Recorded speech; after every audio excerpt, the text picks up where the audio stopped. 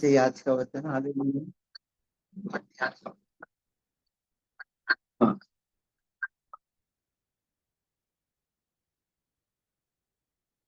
यूहन्ना में लिखता है, वचन कहता है, उनके भी थोड़ा slow कर। आदि में वचन था, वचन परमेश्वर के साथ था, और यही आदि में परमेश्वर था। हालेलुया।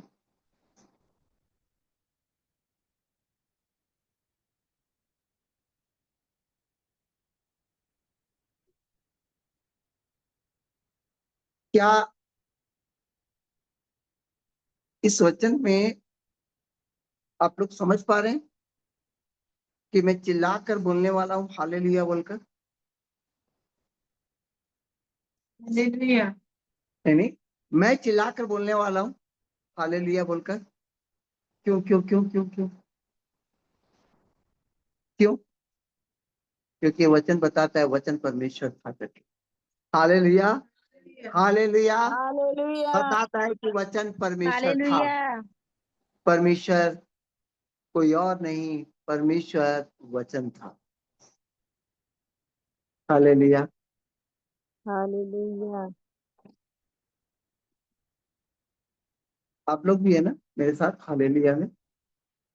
Yes hallelujah. धन्यवाद देते हैं। उसके नीचे लिखता है, सब कुछ उसके द्वारा उत्पन्न हुआ। मुझे फिर हालेलुया बोलने का मन कर रहा है। क्यों? क्योंकि मुझे मालूम चल रहा है कि सृष्टिकर्ता भी वचन ही था, उसके द्वारा सब कुछ उत्पन्न हुआ। आप बता रहे हैं यीशु मसीह सृष्टि का, यीशु मसीह के द्वारा निर्माण हुआ।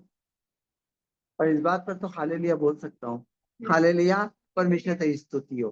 हालेलुया। हाँ, हालेलुया। उसके नीचे एक और बात लिखी है, उसमें जीवन था, उसमें जीवन था, और वो जीवन मनुष्य की ज्योति थी। आप समझ रहे हैं? आप इसे समझ रहे हैं क्या बोल रहा हूं मैं? जी क्या भैया। आत्मा में समझ पा रहे हैं? उसमें जीवन था, और जीवन मनुष्य की ज्योति थी। आप समझ रहे हैं? बच्चा जब छोटा होता है, ये माँ बाप लोग अपना तो पढ़ते नहीं है, पर अपने बच्चे को बोल के रखते हैं, बेटा तू डॉक्टर बनेगा। यानी एक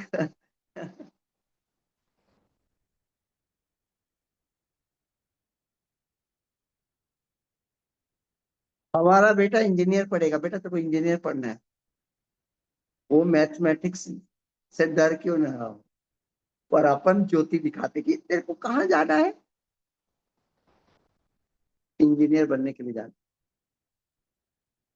तो बोल रहे हैं, "ए पापा, वो इंजीनियर बनना है, पापा आर्ट्स ले लूं, इंजीनियर बनना है।" वो अलग बात है कि ना तो इंजीनियर बनता है ना आर्ट्स बनता है, जाकर जलेबी बेचने लग जाता है, वो अलग बात है। तो ज्योति दिखाते जरूर है कि नहीं? ऐसा भाई आप भी ज्योति दिखाते होंगे अपने बच्चे को कि तेरे को ये बनना है करके। आप समझ रहे हैं कि हमारे माता पिता या हम एक टारगेट रखकर ही जीते। ऐसा कोई व्यक्ति नहीं है जो बिना टारगेट के जीता है कि मुझे यहां पहुंचना है। मैं क्या बोला? वो अलग बात है कि आप पहुंचे कि नहीं पहुंचे, है ना? बचपन से मेरे भी बहुत सारे ख्वाब थे। पापा बोले थे बेटा इंजीनियर बनेगा, फिर कुछ दिन के बाद दिमाग में आया नहीं बन सकता। फिर बाद में ऐसा होता तो ऐसा लगा कि दुकान ही खोल दो। टारगेट धीरे धीरे घटता जाता है, पर परमेश्वर आपको एक टारगेट देता है, मालूम है तुमको कहाँ जाना है? बोलता है कि मनुष्य की ज्योति थी, यानी वो एक टारगेट देता है कि तुम इस धरती पर जो आए हो ना, तुम्हारा टारगेट है जीवन पाना, और वो जो जीवन यीशु मसीह देगा वो तुम्हारा टारगेट है। इंजीनियर डॉक्टर कुछ भी बन जाओ, वो तुम्हारा टारगेट संसार का है, खत्म। परंतु इस धरती पर इंजीनियर बनने के लिए भले आए हो, डॉक्टर बनने के लिए आप भले आए हो, आपका पापा बोला है कि बेटा मैथमेटिक्स लेकर पढ़ना। 8वीं तक 8वीं तक कोई मेहमान आता है, बेटा क्या बनोगे? इंजीनियर। पर 10वीं तक मालूम चल जाता है कि हम आर्ट्स के भी लायक नहीं, हम आर्ट्स भी बहुत मुश्किल से पास कर पाएंगे। पर मैं एक बात बताना चाहता हूं, परमेश्वर ने टारगेट दिया है जीवन, पर यहाँ कोई कॉम्प्रोमाइज नहीं है। तुम इंजीनियर से आर्ट्स में आ गए, ये ओके, पर जीवन का ये जो टारगेट है ना, आप नहीं कर पाऊंगा बोलोगे तो बस एक ही बात है, नरक जाओ। और बोलता है उसमें जीवन था, और जीवन की क्या है? मनुष्य की ज्योति है। उसका टारगेट क्या है? हर व्यक्ति का जीवन है, और यहां पर कोई कॉम्प्रोमाइज नहीं कर सकता। अपना पापा जो बोला था हम नहीं कर पाए, कोई बात नहीं, चल जाएगा। पर हमारा स्वर्गीय पिता बोलता है कि तू जीवन को तेरे को पाना ही है।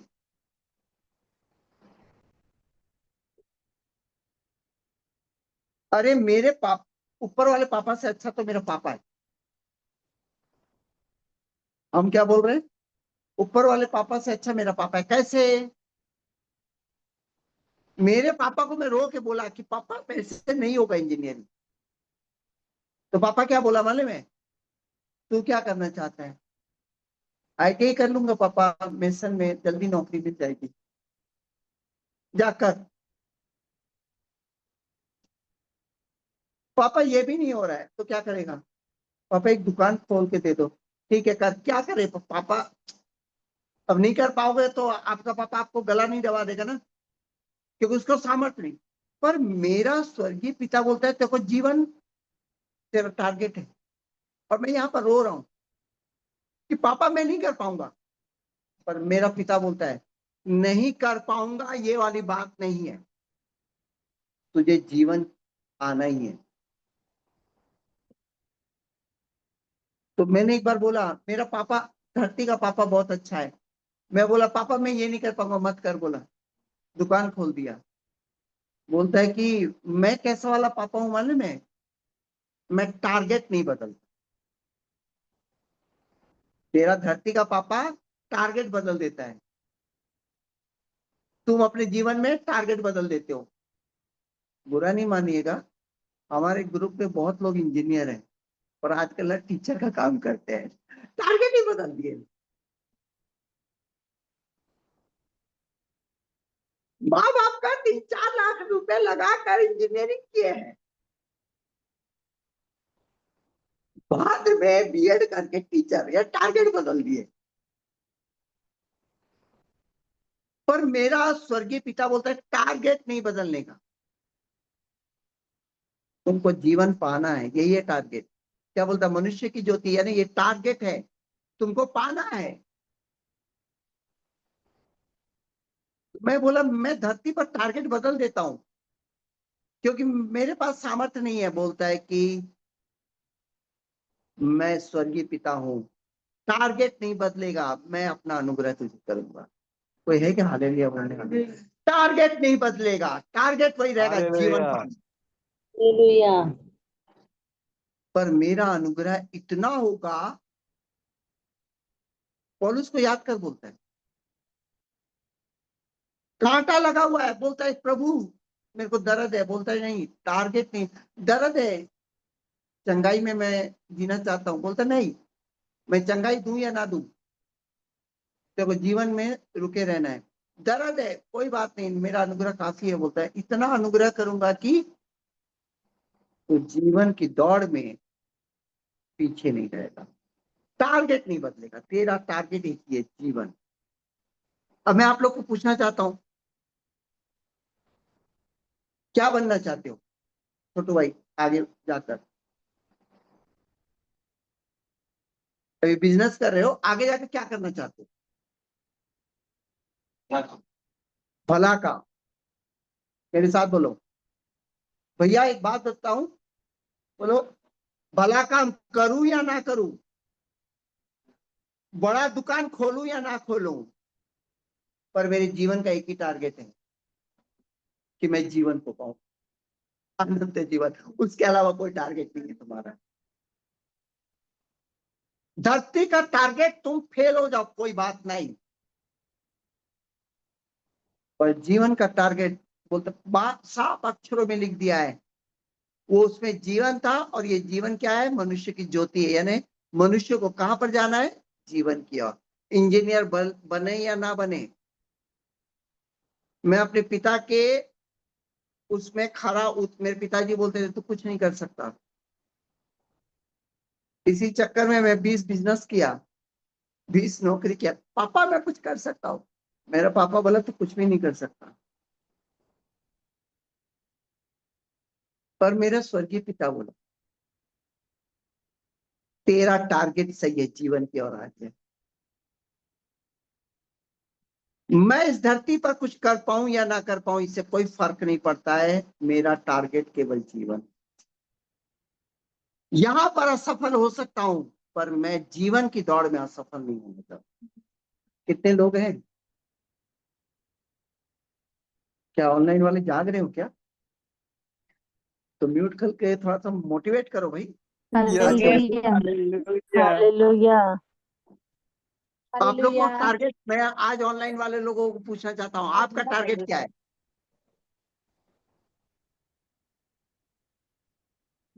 क्या आपका टारगेट? अनंत जी। सवेरे मैसेज हो चलता है। क्या आप लोग का टारगेट? म्यूट करे कई लोग। गेडियन से कल मंथली बिजनेस हाँ। मीटिंग अच्छा उसकी तैयारी के लिए क्या आप लोग का टारगेट आज जीवन हो गया? जीवन हो गया हरिदत्त भाई? हालेलुया। सभी लोग बोलिए मेरा टारगेट जीवन है। मेरा मेरा टारगेट टारगेट जीवन है। सब लोग को मालूम चल गया? पर मैं निर्बल हूं जीवन की दौड़ के लिए। मैं निर्बल हूं, परमेश्वर बोलता मैं अनुग्रह करूंगा, और ऐसा अनुग्रह कि तू जीवन में बैठे। तो लिखता है कि यूहन्ना के द्वारा, मूसा के द्वारा व्यवस्था आई, और यीशु मसीह के द्वारा क्या आई? अनुग्रह पर अनुग्रह। बोलते हैं मैं तेरे तू जीवन में बैठ सके इसके लिए मैं तुझे अनुग्रह नहीं, अनुग्रह पर अनुग्रह करूंगा। यह हालेलुया। क्या करूंगा? अनुग्रह पर अनुग्रह करूंगा। तो मैंने पिछले दिनों में बोला था अनुग्रह का मीनिंग क्या बोला था? सर्वोच्च, सर्वोत्तम, दया, करुणा, कृपा और सच्चाई। अब आप लोग ये बताइए, चंगाई पाना अनुग्रह में है क्या? चंगाई के लिए परमेश्वर अनुग्रह करेगा? कई लोग संसार की वस्तु को अनुग्रह समझ लेते हैं। संसार की वस्तु को क्या समझ लेते हैं? अनुग्रह। अनुग्रह नहीं है ये नहीं बोलता, वो अनुग्रह है, परंतु परमेश्वर जो अनुग्रह किया है ना, वो किस तरीके से समझाऊं आप लोगों को? क्या समझाना पड़ेगा क्या? हालेलुया।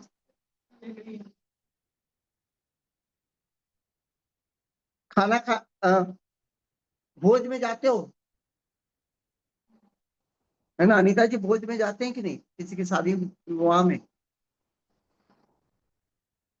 कोई ऑनलाइन में है क्या? राजेश भाई आप हो क्या जी भैया ऑनलाइन? कोई आप शादी ब्याह में जाते हैं क्या? जाते भी है। तो वहां पर क्या करते हैं? खाने से पहले क्या खाते हो? सलाद वलाद खाते हो ना?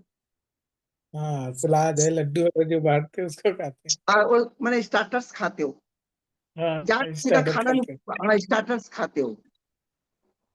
जी भैया। तो क्या स्टार्टर्स खाकर पेट भर के आ जाते हो? नहीं। कि वहां पर गाजर वाजर का मैंने मिला रहता है, या तो कुछ गुपचुप गुपचुप मिलता है, तो आप क्या करते हो? सीधा गुपचुप पर टूट पड़ते हो, पेट भर देते हो? नहीं, पेट में खाली जगह नहीं बचा के रखते हो। किस लिए? भैया मेन कोर्स भी तो है, बिरयानी ये सब भी तो बना है, उसको खाना है। मेन क्या है? बिरयानी, रोटी, चावल खाना। पर जी भैया। स्टार्टर्स क्या है? पहले हम लोग खाते हैं।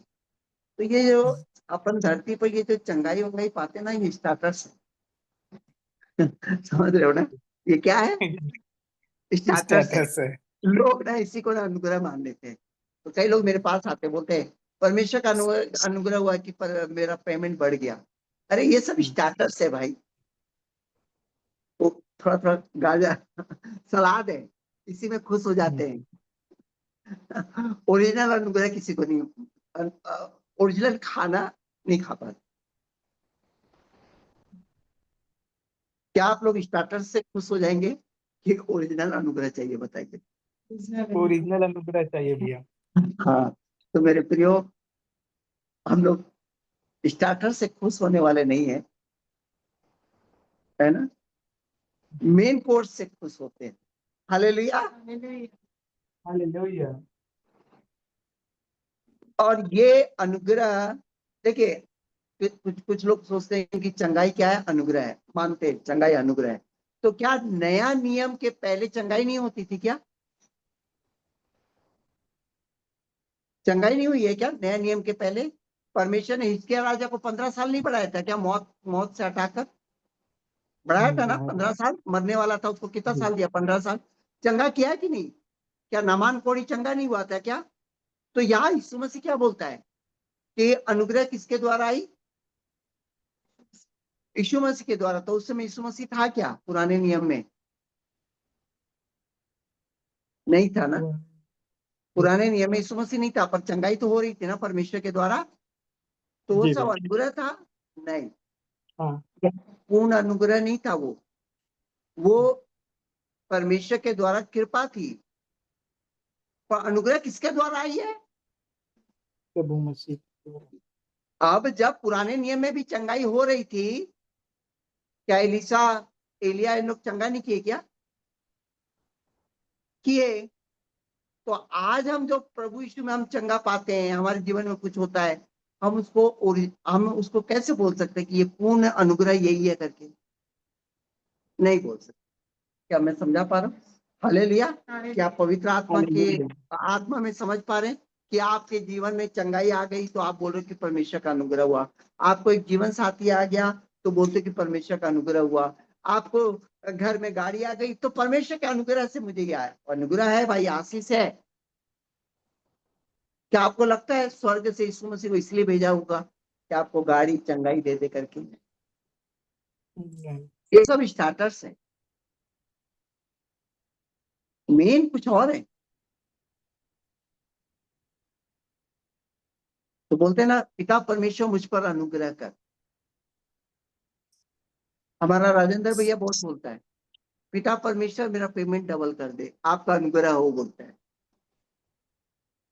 वो अलग बात है कि हमारी बेटी का पेमेंट बढ़ गया करके।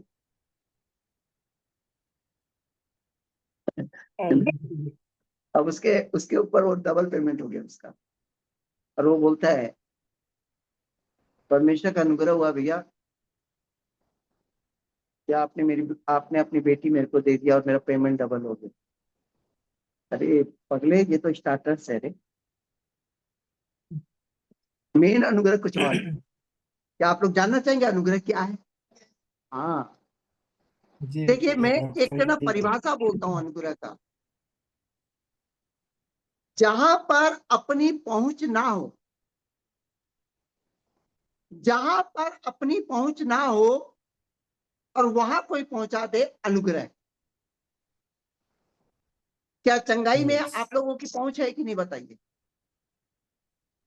छोटू भाई, चंगाई में आपकी पहुंच है कि नहीं? है ना। बुखार आएगा तो यीशु मसीह को ना भी बुलाकर आप पैरासिटामोल खाकर क्या कर सकते हैं, चंगा ला सकते हैं। आपके पास कार है, आपकी योग्यता के अनुसार, भले आप परमेश्वर को बुलाए या ना बुलाए, आप अपना कार खरीद सकते हैं। मैंने आपकी पहुंच है ना इन सब सामानों में। अब आपका घर बना तो आप बोलोगे परमेश्वर के अनुग्रह से बना, सही बात है, उसका आशीष है। पर आपकी योग्यता भी तो थी ना उस चीज को पकड़ने के लिए। मंजू ने एक बार कहा, भैया मेरे को नौकरी मिली परमेश्वर के अनुग्रह से, मतलब धन्यवाद देते हैं। तो नौकरी बिना पढ़े मिल गया क्या मंजू को? उसमें उसकी योग्यता थी ना, यानी उसकी पहुंच थी ना, और उसमें परमेश्वर ने कार्य किया, तो ये अनुग्रह नहीं हो सकता ना। पूर्ण अनुग्रह हो सकता है कि हाँ अनुग्रह है, परंतु ये वो बड़ा वाला वो ओरिजिनल अनुग्रह नहीं है, ये अनुग्रह का छाया है। अनुग्रह क्या है? जहां पर आपकी पहुंच नहीं है, जहां पर आपकी योग्यता नहीं है, जहां पर आप निर्बल हैं, जहां पर अयोग्य हैं, और वहां वो चीज कोई दे दे, तो वहां पर अनुग्रह है। देखिए, चंगाई पर आपका अधिकार है, घर बना सकते हैं, जीवन साथी ढूंढ सकते हैं, ये परमेश्वर का अनुग्रह है, ये पर छाया है। यहां पर आपकी पहुंच थी, है ना, यहां पर आपकी पहुंच थी, पर अनुग्रह की परिभाषा क्या है? जहां पर आप अयोग्य थे, तो क्या आप जीवन साथी ढूंढने में अयोग्य थे क्या? नहीं ना। दुकान खोलने में अयोग्य थे क्या छोटू भाई? नहीं ना, खुल सकता है ना। जहां पर आप पहुंची नहीं है, माने आप पहुंच भी नहीं सकते आपकी योग्यता से, वो अनुग्रह है। आप समझ गए ना? हालेलुया। क्या ऑनलाइन वाले कोई कोई आप लोगों को कोई सवाल है? नहीं है। पवित्र आत्मा में आपने अनुग्रह का एक परिभाषा सुना? जी भैया। देखिए, सर्वोच्च सर्वोत्तम दया करुणा, क्या ये सर्वोच्च सर्वोत्तम दया करुणा में आपकी चंगाई आती है क्या? नहीं। अभी जैसे आपने कैंसर है, डॉक्टर बोल दिया अब तू मर जाएगा, और वहां पर आपकी पहुंच नहीं है, और अचानक एक रात के अंदर आप चंगा पा गए, तो वो क्या है? अनुग्रह हुआ, क्योंकि आपकी पहुंच थी ही नहीं ना। परंतु आप बुखार में पैरासिटामोल खा लिए, तो आपकी पहुंच थी ना चंगाई के लिए, अयोग्य नहीं थे ना। भले परमेश्वर का अनुग्रह आप धन्यवाद देते हैं, परंतु वो पूर्ण अनुग्रह नहीं है। अभी कल मैं तिल्दा जाने वाला हूं, पर मेरे पास ऑलरेडी कार है, मैं जा सकता हूं, योग्य हूं, परमेश्वर के अनुग्रह से पहुंच सकता हूं, ताकि कोई भी बाधा ना आए। पर ओनली इसके लिए मैं जीवन में आया हूं क्या? बताओ, इसी अनुग्रह को पाने के लिए आया हूं क्या? नहीं। जहां पर आपकी पहुंच ना हो और वो चीज कोई दे दे, ये अनुग्रह। सभी लोग समझ गए? यानी आप एक अयोग्य व्यक्ति है, यानी आप नहीं कर सकते, तो मुझे लगता है घर बनाना, चंगाई चंगाई पाना आप कर सकते, परंतु पहला, सभी लोग ध्यान से सुनिए, पापों की क्षमा, दंड से छुटकारा और उद्धार, यह अनुग्रह में आता है। क्या आप अपने पापों को क्षमा कर सकते हैं? क्या नरक की आग से आप छुटकारा पा सकते हैं? नहीं। पर यीशु मसीह क्या बोलता है? परमेश्वर क्या बोलता है? हे परिश्रम करने वालों, बोझ से दबे हुए लोगों, मेरे पास आओ। यानी तुम बोझ से दब गए हो, तुमको पाप से मुक्ति चाहिए, पर तुम्हारे अधिकार में नहीं, तुम योग्य है ही नहीं। तुम कितना भी भगवान भगवान बोल दो, कितना भी पत्थर के सामने बोल दो, कितना भी क्षमा प्रार्थना कर दो कि मुझे गलती हो गई है, पर जब तक आप यीशु मसीह करके नहीं बोलोगे, उसके लहू से जब तक धुलेगा नहीं, तब तक आपको पापों की क्षमा नहीं मिल सकती। क्या बोले? अनुग्रह में क्या आता है? पापों की क्षमा, दंड से छुटकारा। जब तक नरक के दंड से, क्या लिखा है? परंतु उसके अनुग्रह से मसीह यीशु में सेत में ठहराए जाते हो, क्योंकि वो हमारे लिए प्रायश्चित बना। यानी आप कितना भी प्रायश्चित कर लो, मुझे बहुत दुख है, कोई बात नहीं, तेरा दुख तेरे पास रख, पर प्रभु यीशु का प्रायश्चित में हमको क्षमा मिलती है।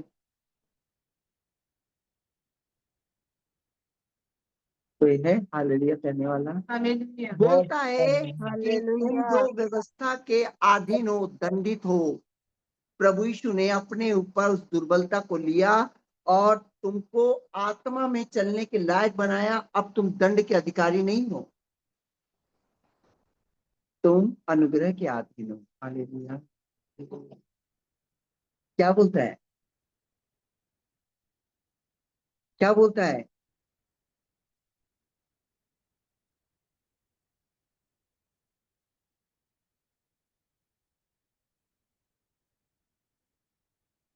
उसने पाप में शरीर की समानता में होकर दंड की आज्ञा उसने अपने ऊपर ले ली, और हम दंड से क्या हो गए? मुक्त हो गए।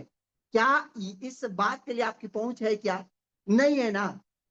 और ये चीज आपको परमेश्वर जब देता है तो यह अनुग्रह है।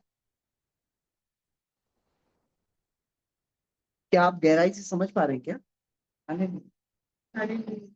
बोलता है उसने तुम्हें जिलाया, इफिसियों में बोलता है तुम्हें जिलाया, उठाया, स्वर्गीय स्थानों में बैठाया। ये उद्धार जो तुमको स्वर्ग में बैठाने तक तुम्हारी पहुंच नहीं है, उसने तुमको बैठाया, यह अनुग्रह है, तुम्हारे कर्मों के द्वारा नहीं मिला है। यह अनुग्रह है, तुम्हारे कर्मों के द्वारा नहीं है। यानी पाप से क्षमा, दंड दंड से छुटकारा, उद्धार, यह अनुग्रह है जो तुमको मिला है। हालेलुया बोल सकते हैं? हालेलुया। Yes, hallelujah. यकीन मानिए, पापों की क्षमा जब हो जाएगी, अपने आप चंगाई भी आ जाएगी, है कि नहीं? क्या बोलता है? एक लकवे ग्रस्त को क्या बोला? तेरे पाप क्षमा हुए, चंगा हो गया। उसने बोला क्या? तू चंगा हो जा? नहीं, उसने बोला तेरे पाप क्षमा हुए। यानी पापों की क्षमा के द्वारा चंगाई आ जाती है। चंगाई अनुग्रह की छाया है, पर अनुग्रह क्या है? पापों की क्षमा। अनुग्रह की छाया क्या है? घर बनना, सब कुछ अनुग्रह में आता है, परंतु छाया को आप अनुग्रह मत समझ लीजिए। अनुग्रह ओरिजिनल ये। दूसरा अनुग्रह, दूसरा अनुग्रह अनंत जीवन और उसकी पहचान का अनुग्रह। क्या आप अनंत जीवन पा सकते हैं अपने कर्मों के द्वारा? वहां पर आपकी पहुंच नहीं है ना, आपकी पहुंच नहीं है ना। और परमेश्वर क्या बोलता है? आदम से लेकर मूसा बोलता है, जब एक मनुष्य के द्वारा अपराध आई और मृत्यु राज्य किया, जो आपकी पहुंच में क्या है? मृत्यु है, अपराध है। आदम से लेकर मूसा तक सब ने पाप किया। हालेलुया। परंतु अनुग्रह के वरदान की ऐसी नहीं है। जब एक मनुष्य के अपराध से बहुत लोग मरे, परमेश्वर का अनुग्रह, उसका जो दान एक मनुष्य के अर्थात यीशु मसीह के अनुग्रह से हुआ, बहुतरे लोग पर अधिकाई से हुआ। जैसा एक मनुष्य के पाप करने का फल, वैसे ही दान की दशा, एक ही के कारण दंड की आज्ञा का फैसला हुआ। उसी तरह जो लोग अनुग्रह और धर्म रूपी वरदान पाते हैं, वो यीशु मसीह के द्वारा अवश्य ही अनंत जीवन में राज्य करेंगे। क्या कहता है? एक मनुष्य के द्वारा मृत्यु आई, तुम्हारी पहुंच कहां तक है? मृत्यु तक है। परंतु परमेश्वर के अनुग्रह के द्वारा तुमको जीवन मिला है। अनंत जीवन में हमारी पहुंच है क्या? नहीं। अब कोई उठाकर तुमको अनंत जीवन ले जा रहा है तो अनुग्रह हुआ ना। हालेलुया। यानी उसके योग्य थे नहीं, पर योग्यता मिल गई। कई लोग बोलते हैं कि भैया मुझे नौकरी मिली, मैं योग्य नहीं था, पर परमेश्वर के अनुग्रह से हुआ। अरे ये छाया है। कहीं ना कहीं स्वर्ग में तो अनंत जीवन पा चुका है, इसलिए यहाँ पर ऐसा काम हो रहा है। तो है क्या हालेलुया बोलने वाला? हालेलुया। बोलता है हालेलुया। कि पाप ने व्यवस्था के द्वारा मृत्यु फैलाते हुए राज्य किया। यानी तुमने एक पाप किया कि व्यवस्था आ गई, माता पिता का आदर करो, नहीं कर रहे हो, पाप फैल फैल के जा रहा है। उसी तरह यीशु मसीह के द्वारा व्यवस्था की जगह क्या आ गई? अनुग्रह आ गया। इसका मतलब क्या? अनुग्रह क्या है? माता पिता का आदर करो, ये व्यवस्था है। अनुग्रह क्या है? माता पिता का आदर हमसे हो रहा है। तो उसी तरह अनुग्रह भी अनंत जीवन के लिए धर्मी ठहराते हुए क्या कर रहा है? राज्य कर रहा है तुम्हारे जीवन में। क्या मैं समझा पा रहा हूँ व्यवस्था और अनुग्रह को? व्यवस्था क्या बोलता है? दोष लगाता है, तू नहीं कर पाया। अनुग्रह क्या बोलता है? तेरे से हो जाएगा क्योंकि मैं तेरे अंदर रहती हूँ। चलो ताली मार सकते हैं, हालेलुया। हालेलुया। बोलता है, मैंने क्या बोला? अनंत जीवन और उसकी पहचान को अनुग्रह बोलते हैं। क्या लिखा है? हम जानते हैं कि हम परमेश्वर से हैं, सारा संसार उस दुष्ट के वंश में पड़ा हुआ है, और ये भी जानते हैं कि परमेश्वर का पुत्र आ गया है और उसने समझ दी है कि हम उस सच्चे को पहचाने। यानी यीशु मसीह में हमको अनंत जीवन मिला है, तुम्हारे कर्मों के द्वारा नहीं, तुम्हारी पहुंच भी नहीं थी, अयोग्य भी। और प्रभु ने क्या किया? तुम्हें उठा कर अनंत जीवन दे दिया। हालेलुया। तीसरा अनुग्रह, पवित्रता, निर्दोषता, धार्मिकता। क्या बोलता है पिता? बोलता है यीशु मसीह के परमेश्वर और पिता का धन्यवाद दो, जगत की उत्पत्ति से पहले चुन लिया कि उसके निकट प्रेम में पवित्र और निर्दोष रहो। आप जानते हो इसका मतलब? बहुत सरलता के साथ समझाऊंगा। क्या पवित्रता में रहना कोई कर सकता है क्या? कोई नहीं कर सकता। धर्मी, पवित्रता, निर्दोष होकर जीना कोई कर सकता है क्या? नहीं कर सकता। सुअर सुअर बिना कीचड़ के रह सकता है क्या? नहीं रह सकता है ना। तो उसी तरह आदम की संतान कभी भी पवित्रता और निर्दोषता में नहीं रह सकती। हालेलुया। मैं एक उदाहरण बोलता हूं कि इब्रानियों में लिखा है, प्रभु पिता परमेश्वर परमेश्वर ने क्या किया? एक पहाड़ दिखाया। बोलता है कि उस पहाड़ को जो छुआ जा सकता था, आग से प्रज्वलित था, काली घटा। मूसा के समय बोलता है कि तू 40 दिन मेरे पास आ। और उस पर्वत के पास लोगों ने गए, परंतु उसको छू नहीं पा रहे थे। क्यों? क्योंकि लोग पवित्र नहीं थे। बोले हमें डर लगता है, हम छू नहीं सकते। हमें डर लगता है। क्या लिखा है? बोलता है कि क्योंकि वो उस आज्ञा को सह ना सके। यदि कोई पशु भी पहाड़ को छुए तो पथरवाह किया जाए। यानी इतना पवित्र परमेश्वर इतना पवित्र है। क्या तुम उतने पवित्र होकर छू सकते हो क्या परमेश्वर को?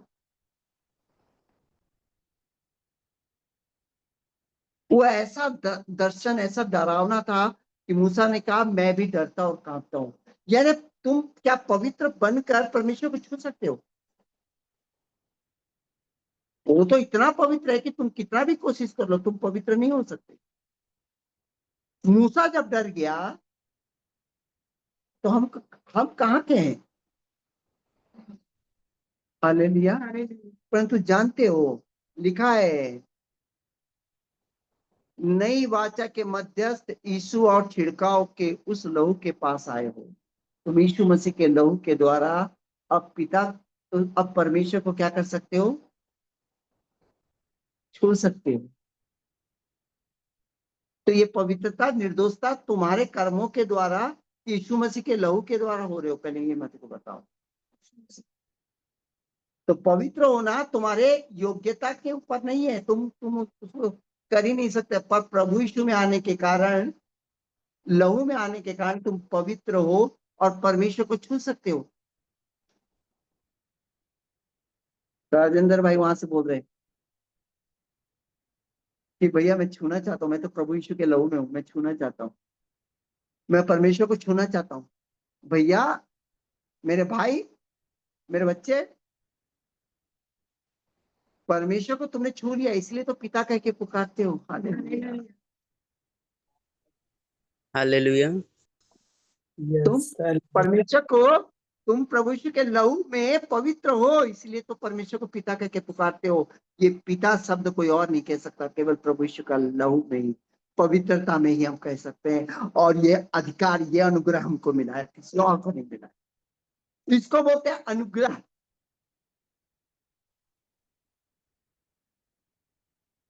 हालेलुया।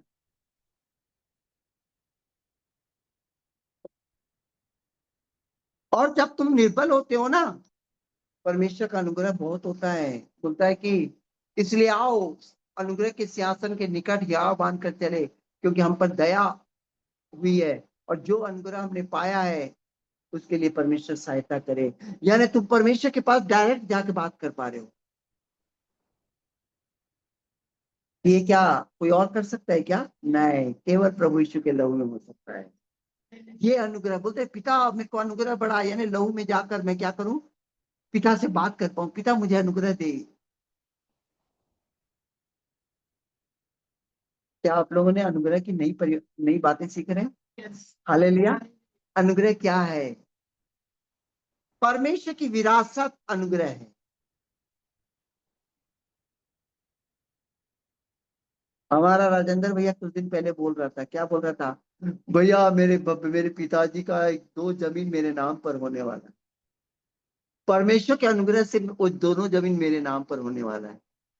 अरे तू कुछ भी मत कर, तब भी तेरे पिता की जमीन तेरे नाम पर होती, पड़ोसी के नाम पर कभी नहीं होगी। होगी क्या? तेरी पहुंच है उस जमीन की ओर, तू योग्य है क्योंकि तू उसका बेटा है।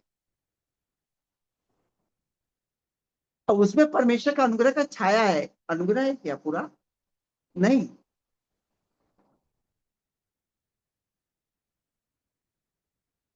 वो अभी अश्वनी भाई मिठाई लेकर आए आज। बोला ये मिठाई किस लिए? भैया परमेश्वर के अनुग्रह से मेरा दुकान खुल गया, मतलब कि ये अनुग्रह की छाया है। मिठाई लाया, बहुत अच्छी बात हो तो मैं खाऊंगा। परंतु दुकान खुल गया। हिमांशी बेकरी का काम सीखी, तेरे पास पैसा था और परमेश्वर ने अनुग्रह किया कि दुकान खुल गया। पर तेरी पहुंच थी ना दुकान तक, वो तो अलग बात है, तू धन्यवाद दे रहा है, सही बात है। पर तेरी पहुंच थी ना, तो ये ओरिजिनल अनुग्रह बोल सकते हैं क्या इसको? नहीं। क्या बोलता है? जहां अयोग्य, तो तुम तो योग्यवान थे ना। हिमांशी अगर मैंने बेकरी नहीं सीखी रहती तो तू खोल देता क्या बेटा? नहीं। पर क्या बोलता है? परमेश्वर की विरासत जो स्वर्ग में रखी है, क्या तू उसको पा सकता है क्या? वो जमीन तू पा सकता है क्या? नहीं पा सकते ना। क्या बोलता है? तुम वारिस हो। क्या बोलता है? आत्मा भी गवाही देता है तुम परमेश्वर की संतान हो और तुम वारिस हो। तुम क्या हो? वारिस हो। क्या बोलता है? इब्राहिम को वंशों के द्वारा नहीं, इब्राहिम की जो प्रतिज्ञा है मसीह के द्वारा तुमको मिली है। ये विरासत कैसा है? अविनाशी है, निर्मल है, अजर है। इसे तुम अपने कर्मों के द्वारा पा सकते हो क्या? अच्छा, आप वारिस हो, उस विरासत को पा सकते हो। कई लोग सोचेंगे कि विरासत क्या है भैया। कल सिद्धार्थ, कल तिल्दा में हमारी ये प्रचार होगी विरासत क्या है। अगर कई लोग, अगर कल दोपहर के समय अगर आप लोग कहें कि हाँ हमें भी ऑनलाइन लिया जाए ताकि हम विरासत को समझ सके। देखिए, राजेंद्र भाई अपने पिता का क्या है? संतान है। और उसकी विरासत क्या है? वो जो जो जमीन है। परंतु आप संतान, आप पिता के क्या है? संतान है, वारिस है। तो विरासत में क्या मिलने वाला है? अगर जानना चाहते हैं तो कल की सवा 2 या 3 बजे से होगी, मैं ऑनलाइन में जरूर आप लोग को बोलूंगा कि अटेंड करें। कल विरासत के बारे में बताते। तो कुछ तो हो, आप परमेश्वर के बेटे हो तो कुछ तो आपको मिलेगा ना विरासत में। अब वारिस हो तो कुछ तो मिलेगा। तो क्या वो विरासत आप पा सकते हो क्या यहां से? नहीं। वहां पर आपकी पहुंच है क्या? नहीं। पर परमेश्वर प्रभु यीशु में वो विरासत हमको क्या मिल जा रही है? मिल जा रही है। और उसको क्या बोलते हैं हम लोग? अनुग्रह। जहां हमारी पहुंच नहीं है वो चीज हमें, ये अनुग्रह जानते हो इंसान के द्वारा नहीं होता, ओनली परमेश्वर के द्वारा होता है। कई लोग सोचते हैं भैया धरती पर उसकी छाया प्राप्त होती है, अनुग्रह तो स्वर्ग पिता के द्वारा होती है। तो ये आपकी पहुंच नहीं थी उसकी विरासत पर प्रभु यीशु के पिता के अनुग्रह में वो विरासत आपको सेठ में दिया जा रहा है। कल 2 से लेकर 5 बजे किसी भी समय सुसमाचार आरंभ होगा, तो मैं मैं मैसेज दे दूंगा टेलीग्राम में, आप लोग ज्वाइन हो जाइएगा। तो कल विरासत के बारे में बताएंगे कि आपको वहां पर क्या क्या मिलने वाला है। बिरयानी बिरयानी नहीं मिलेगा ना, मटन नहीं, ये भी नहीं मिलेगा। और बहुत सारा काम करना पड़ेगा परमेश्वर को। फिर किसी आतंकवादी ने बोला था हमें जन्नत में बिरयानी मिलेगा। गधे कहीं के, बिरयानी खाना है तो धरती पर ही खा ले, अब जन्नत जाके तो बिरयानी खाने जाएगा। तो हमारा परमेश्वर ये संसारिक वस्तु को देने वाला नहीं है, वो विरासत में कुछ और देगा। और उसको सुनने के लिए क्या करना पड़ेगा? कल का सुसमाचार 2 से 5 के बीच में होगा, उस पे आएगी। हालेलुया। आइए धन्यवाद देते हैं। आप लोग बहुत आनंदित हैं, है ना? अनुग्रह को समझ पा रहे हैं, है ना? हाँ, चौथा, अब आप लोगों ने अब तक 4 बातें सीख चुकी है। 5वां अनुग्रह पवित्र आत्मा ब्याने में मिला, यह अनुग्रह। ये 5वीं बात क्या है? पवित्र आत्मा हमें ब्याने में मिला, यह अनुग्रह है। तो बोलते ना, हे पिता मुझ पर अनुग्रह कर, यानी पवित्र आत्मा मेरे जीवन में और कार्य करे। ऐसा प्रार्थना हम लोग नहीं करते अनुग्रह के विषय। पिता परमेश्वर मुझ पर अनुग्रह कर, अनुग्रह की छाया मांग मांग के जिंदगी काट। और दूसरा कुरिन्थियों 21:22 में लिखा है, जो हमारे साथ मसीह में दृढ़ करता है और जो अभिषेक दी गई है, जिसने हम पर छाप कर दी है, ब्याने में पवित्र आत्मा हमारे मनों में डाला गया। और जब तुमने सुसमाचार सुना, विश्वास किया, पवित्र आत्मा की छाप लगी ब्याने के रूप में। और ये पवित्र आत्मा, किसी का ताकत नहीं है कि वो पवित्र आत्मा को स्वर्ग से उतार ले। केवल प्रभु यीशु पिता परमेश्वर के अनुग्रह से वो उतर के आया है, हमारा एक सहायक है। हालेलुया बोलने वाले ऑनलाइन वालों अगर म्यूट खोल के हालेलुया बोलो तो आनंद हो जाए। Yes, hallelujah. हालेलुया। ये 5वीं बात है कि पवित्र आत्मा यह अनुग्रह में आता है।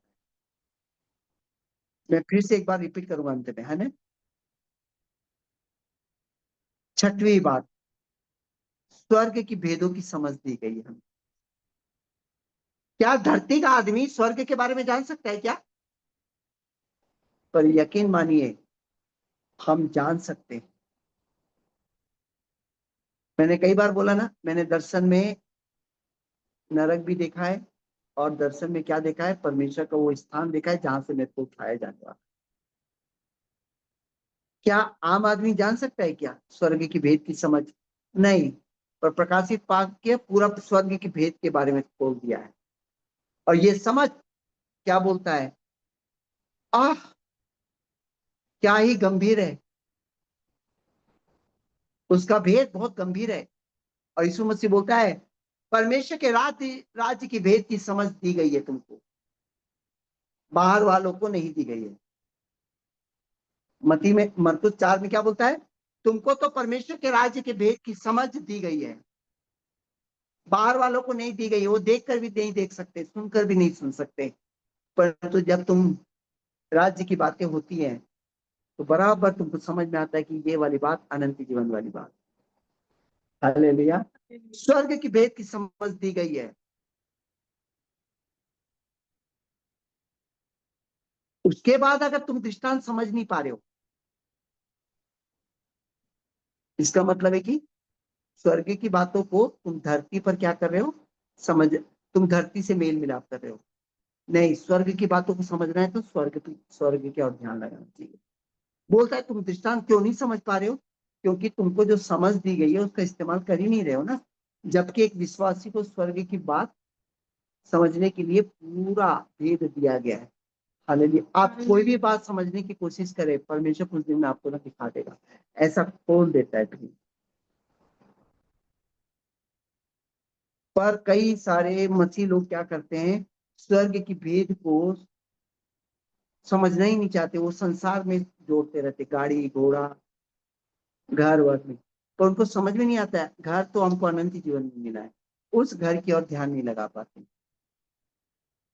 कई लोग बोलते हैं, धन्यवाद देते हैं, बैंक का लोन पास हो गया, घर बना रहा हूं।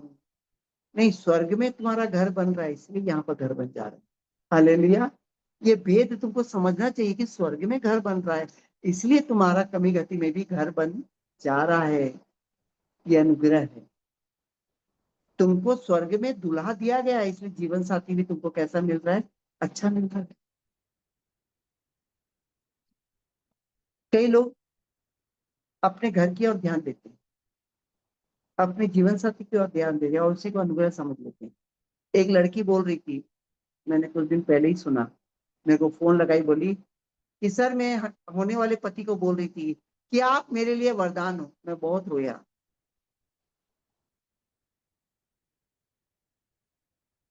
आप मेरे लिए वरदान हो, मैंने बहुत रोया। वरदान तो केवल एक ही हमारा दूल्हा है और कोई नहीं हो सकता है। कोई है कि हालेलुया बोलिए।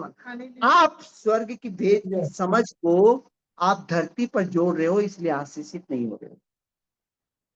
आप ये बोल के देखो, प्रभु यीशु मेरा दूल्हा है, इसलिए धरती पर मेरे को ये जीवन साथी मिला।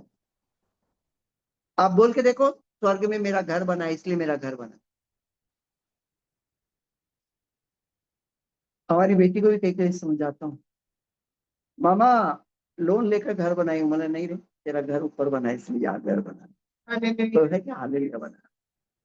स्वर्ग में घर नहीं बनेगा तो तुम यहाँ पर घर बना लोगे लाखों करोड़ों रुपए देकर? बाढ़ आएगा, बह जाओगे बेटा,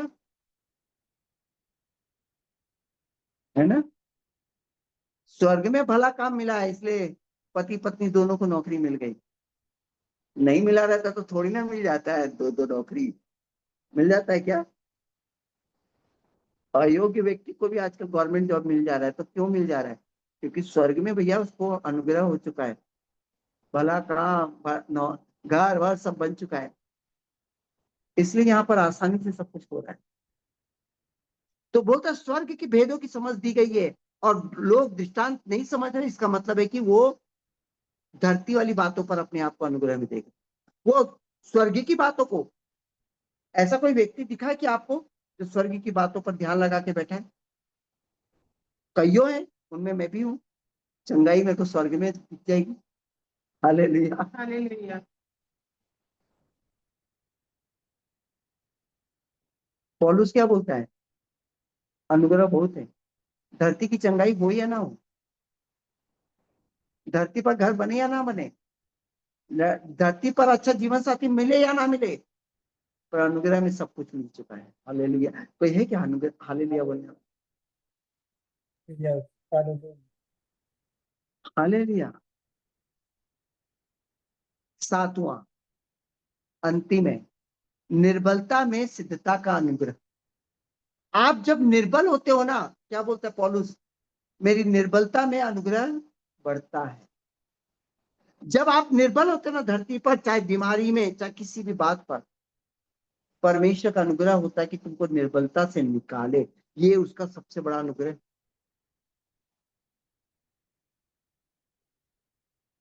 हालेलुया। इस कारण मैं मसीह के लिए निर्बलताओं, निंदाओं, दरिद्रता में मैं क्या करता हूँ, सह लेता हूँ, क्योंकि मेरे पर अनुग्रह बहुत हुआ है। हालेलुया। बोलता है कि जिसके द्वारा विश्वास के कारण उस अनुग्रह तक तुम्हारी पहुंच हुई है। कौन से अनुग्रह तक? ये 7 बातों में तुम्हारी पहुंच हुई है, इसलिए उसकी महिमा पर घमंड करो। हम लोग निर्बल में, हम यहाँ पर व्यक्ति लोगों के ऊपर, धन संपत्ति के ऊपर अनुग्रह समझते हैं, परंतु मेरे प्रियो क्या बोलता है, विश्वास के द्वारा। तो धरती के सामान के लिए विश्वास थोड़ी ना करना पड़ता है। परमेश्वर का अनुग्रह हुआ कि ये डॉक्टर मेरे पास आ गया, मैं ठीक हो गया ना, ये छाया है। सभी लोग बोले धन्यवाद देता हूं कि प्रभु यीशु कोड़े खाकर चंगाई दे दिया और उस पर मेरी पहुंच हो गई। अरे पैसा फेंको तो अमेरिका से भी डॉक्टर आएगा।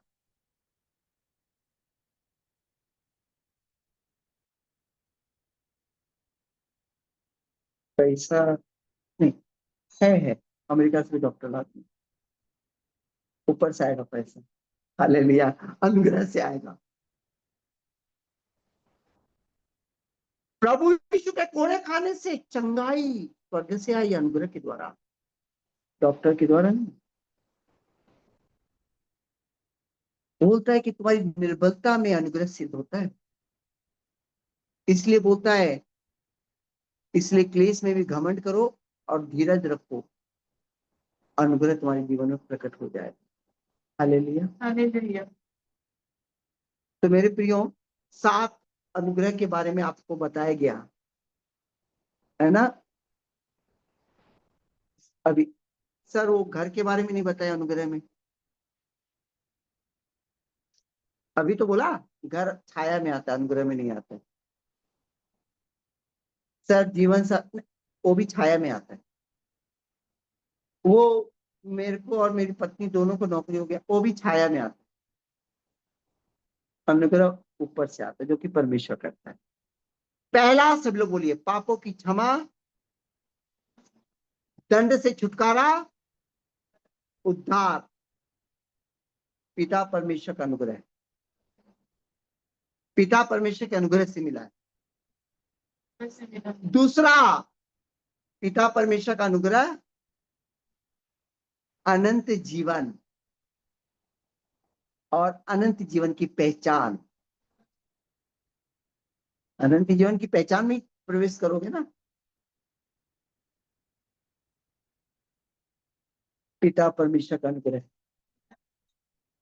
तीसरा, पिता परमेश्वर का अनुग्रह हम जैसे अधर्मी, अपवित्र, दोषी लोगों के लिए प्रभु के लहू के द्वारा पवित्रता, निर्दोषता और धर्मी, यह अनुग्रह में मुझे मिला है।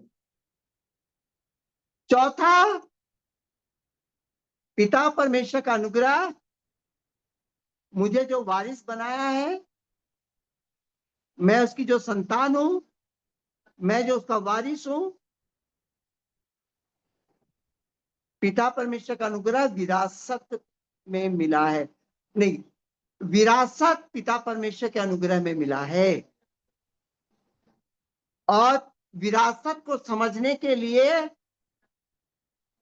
कल का सुसमाचार ज्वाइन होना जरूरी है। पांचवा,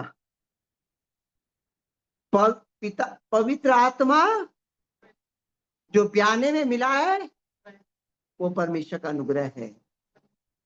छठवा, स्वर्ग के भेद की समझ जो मुझे प्राप्त हुआ है, वो पिता के अनुग्रह से प्राप्त हुआ है। निर्बलता में मैं जो सिद्ध होता हूं, पिता के अनुग्रह में होता हूं। आइए थोड़ी देर प्रार्थना करें, सभी लोग आंखें बंद करें, इस समय मेरे साथ बोलिए, हे धन्यवाद मेरे पिता परमेश्वर, अनुग्रह पर अनुग्रह, अनुग्रह छाया था और उस छाया पर अनुग्रह स्वर्गीय, जिस पर मेरी पहुंच नहीं, और उस पहुंच पर प्रभु यीशु के द्वारा अनुग्रह हुआ है। पिता, अनुग्रह में मैं बढ़ता जाऊं, मैं छुटकारे में बढ़ता जाऊं, मैं पिता परमेश्वर उद्धार में बढ़ता जाऊं, पिता मैं अनंत जीवन के राज्य में बढ़ता जाऊं, पिता मैं स्वर्ग के भेद की समझ में और बढ़ता जाऊं, पिता पवित्र आत्मा में मैं और बढ़ता जाऊं, पिता निर्बलता में और सिद्ध होता जाऊं, पिता आपकी विरासत में मैं जय प्राप्त करके इस धरती पर अपनी महिमा करूं, आपकी महिमा करूं, आपकी महिमा करूं और आपकी महिमा में आराधना स्तुति करता रहूं। मुझ पर अनुग्रह करे, मुझ पर अनुग्रह करे, मुझ पर सर्वोच्च सर्वोत्तम दया करे, मुझ पर सर्वोच्च सर्वोत्तम करुणा करे, मुझ पर सर्वोच्च सर्वोत्तम कृपा करे, मुझ पर सर्वोच्च सर्वोत्तम सच्चाई प्रकट करे। पिता पिता आपके अनुग्रह में मैं बढ़ता जाऊं और परिपूर्णता में पूर्ण होकर आपकी महिमा करूं। प्रभु यीशु में इस प्रार्थना को मांगते हैं, आमीन आमीन। आइए इस समय राजेंद्र भाई आपके लिए प्रार्थना करेंगे आज के वचन के लिए। राजेंद्र भाई आज फ्री है?